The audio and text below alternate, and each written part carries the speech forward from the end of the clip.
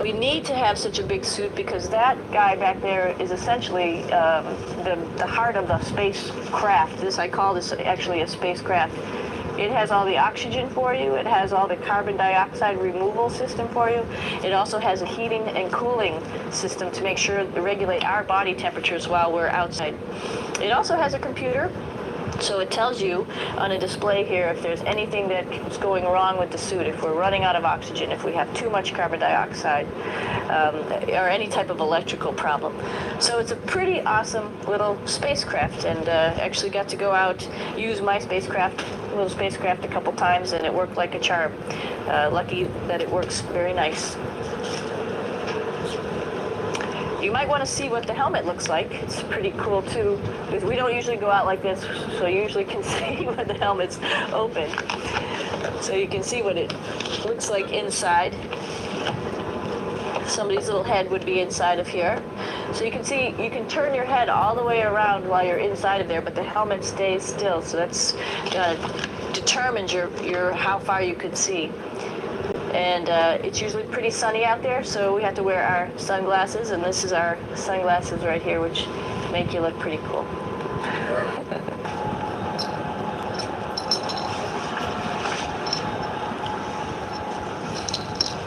It's like a glass-bottom boat.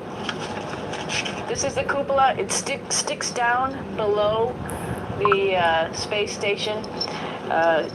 It's one of those places you find yourself hanging out in all the time because all you want to do is look back at our planet. I think some questions I had were about what do you do in your free time?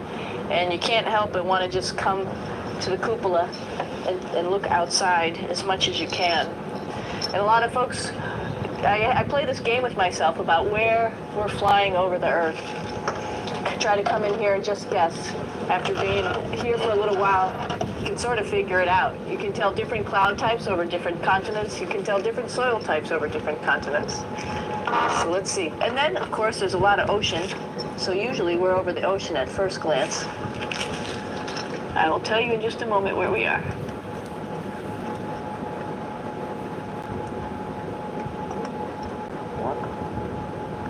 There we go. So right now we are right over Africa. It's a little bit cloudy, as you can tell. So we're right over the continent of Africa. Hey, what's that?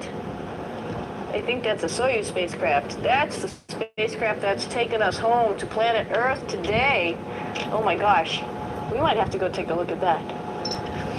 That's pretty cool. It's a little bit smaller than the rest of the spacecraft, the space station, so you'll see if we go there, it'll be a little bit more cramped.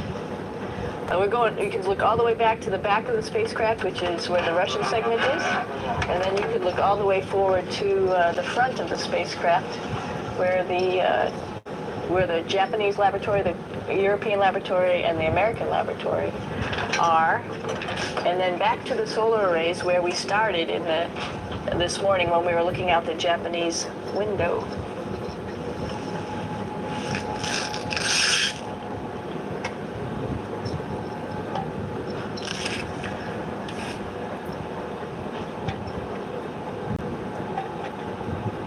So other questions that were here are, what would you recommend as a job, and to what type of person would want to be an astronaut? I think people who would like to explore, of course people who like math and science, that's what this is all about. We have people in the office who are doctors, teachers, veterinarians, engineers, pilots, so all sorts of people become astronauts, and I think if you see it's just sort of cool, so I think people who like to do a little adventure and like to do cool stuff probably usually become astronauts. Hey, one thing I didn't show you, or I talked about but I didn't show you, was the exercise, another piece of exercise advice, which is the advanced resistive exercise, and that's what this is right here. This is ARED, and you could probably see this bar. Let me just do a little bit of maneuvering here. Stand by. You have to set it up just like at any other gym.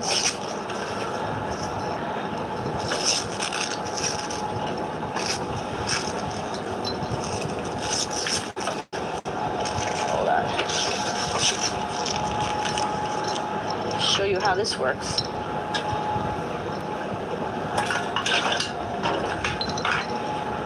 So you See, you can change your attitude just by going from one module to the next, going up from the cupola down here. This is what we call the A-Red. And with this, you can lift weights based on vacuum in these cylinders, just like you do at home at a gym. For example, if I wanted to do a squat, I could do it like this. Getting some weight on this thing. I'm not lifting with anything, so it's too easy. One of the cool things you could do things that you can't do at home. For example, single leg squats with just one leg, because the other leg, you won't fall over. So all sorts of stuff. You can also do bench press.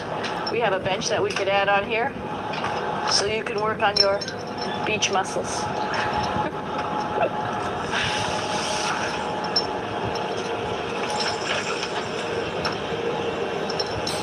Hey, Aki, what are you doing down there? This is one of the cool things about space too. It sort of looks like there's a big old hole here, but you don't even think twice about it. You can just jump over the hole, or if you want, you can go jump into the hole. I'm coming down. Woo!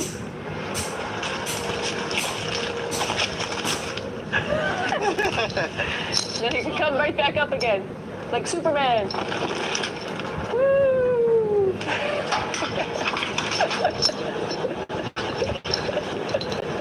We're lucky we have a really cool big space station that you can fly around in. That's actually called the PMM. You might have saw it out the window. It's a big silver canister. What's really great about that is it's essentially our closet in our pantry or whatever you want to call it. We have extra food down there. We have extra clothes. We actually throw the trash out down there. So it's nice and organized, and we have all of our stuff that we need while we're working in all these other modules all stowed in this location down here. And it's a lot of fun to play in. So we're going into the Russian segment. Be ready. You don't need a passport either.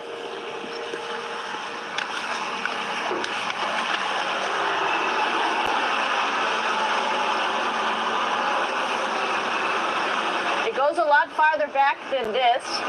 We'll go take a trip and say hello to the boys down there in just a minute. Well, let's do that first, actually, and then we'll go down to the Soyuz at the very end. This is Yevgeny. Doing a little tour.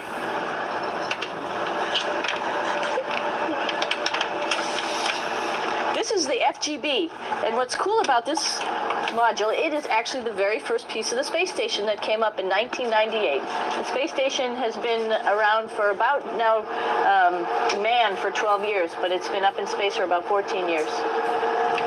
And this was the very first.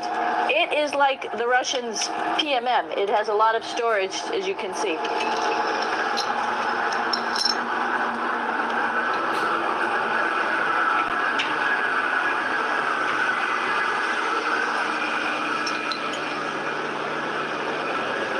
Можно? Снимаем. Чуть-чуть. So here we are in the space station. Really, this is the service module. This is the central post. In case we had any problems, I know a couple of the questions were about what type of things do you have to worry about. And some of the things we have to worry about in space are fire. If we had a fire, if we had a depressurization, like we were hit by a micrometeorite and it made a hole, or if we had some type of toxic atmosphere. We use ammonia for our radiator, so there is a possibility that ammonia could come into the vehicle, and then it would be bad for all of us. If we have any of those problems, we come right here, which we call the central post. It is the main heart of the space station. It was also the first computers that came up here that ran the space station. And so behind this wall right here are these main computers. So we gather here as a group of 3 or 6, and then figure out how we're going to either fight the fire, patch the hole, or solve the toxic spill. And what's cool about this module, of course, it's the central post. It also has great windows right down toward Earth. It has controls to fly in